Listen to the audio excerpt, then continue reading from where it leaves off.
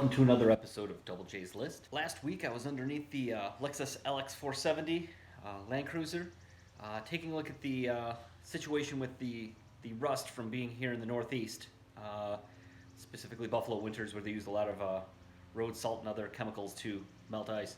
And I found some interesting things, and I think I'd like to share that with everybody and see what a vehicle that's seen Buffalo winters actually looks like underneath. So let's go take a look.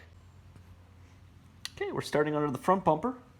You can see that there is a lot of surface rust.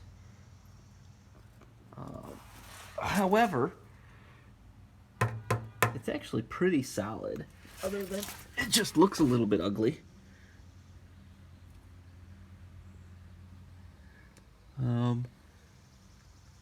You can see the control arms. And we can move on to underneath. You can see I'm not really leaking anything from the engine area, which is nice. One thing I found particularly interesting, shimmy my way under here, is I have a receipt for a replaced sway bar mount to the frame, where apparently it rusted off. And this is the one that was replaced, and actually it looks like it's a pretty good job. And the frame isn't in that bad of shape. So that's pretty good news. As you can see, lots of surface rust. Nothing looks really that bad other than the surface. If you look at the floorboards, see there's a heat shield that's running, but that's kind of normal. If you look at the other mount, it's not as substantial as the one that the shop replaced it with, which is kind of nice. All right, carrying on. Here we can see, here's one of the front shocks. It doesn't look too bad. I don't see any leakage or anything. It's just a lot of rust scale. But to me, this isn't the end of the world. You can see the seam of the body is just starting to get rusty, but it's not really rotted yet. Lots and lots of surface rust. It's a little crusty here in the corners.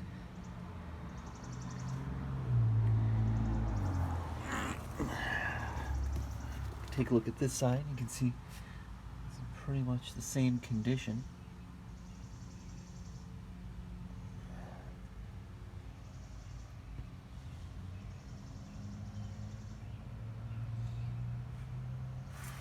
And we'll move on.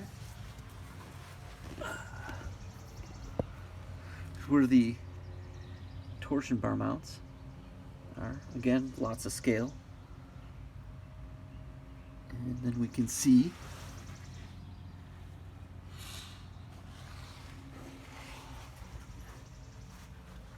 actually, we'll take a look on this side. Look at the shock up here. That shock's actually in pretty good shape. Oh. Some rust on it, but again, I think that's salvageable. Move on.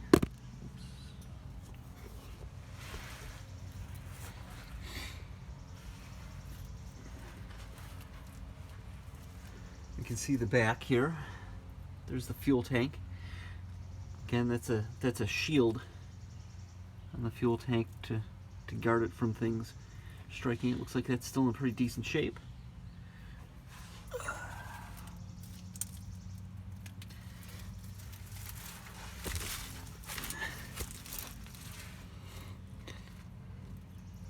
Here's the transfer case. Looks okay. So you can see the rust here on the frame. Looks like there's still paint on it. It's not even too bad.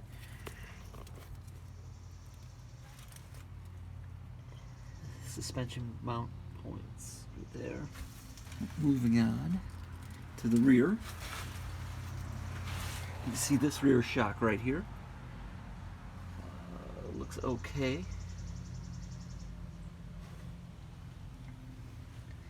This rear shock, it's starting to rust a bit, and it looks a little damp from fluid on the bottom, so I think that when the AHC system finally fails, that's going to be what's going to fail. I think it's going to be that shock. Either that or one of the lines, but the lines actually look pretty good. The brake lines actually don't look really bad either, which was something I was a little bit worried about.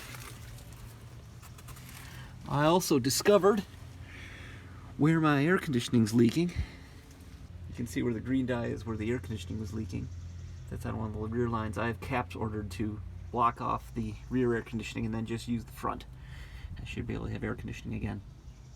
It's been very hot and humid here in Buffalo. Today's actually not a bad day.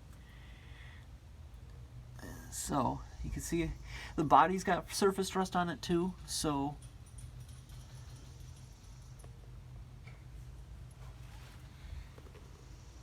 all in all, not too bad.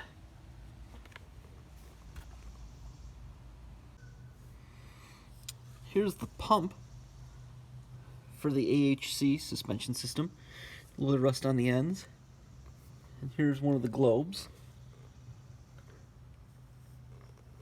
I want to see these are some of the valves that control it right here. As you can see, it's got some surface rust on it, but it seems to be holding up okay.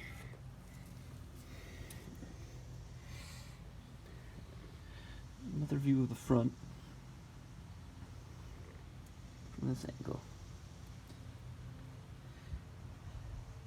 It's not a show vehicle by any means, but I think it'll actually be pretty decent.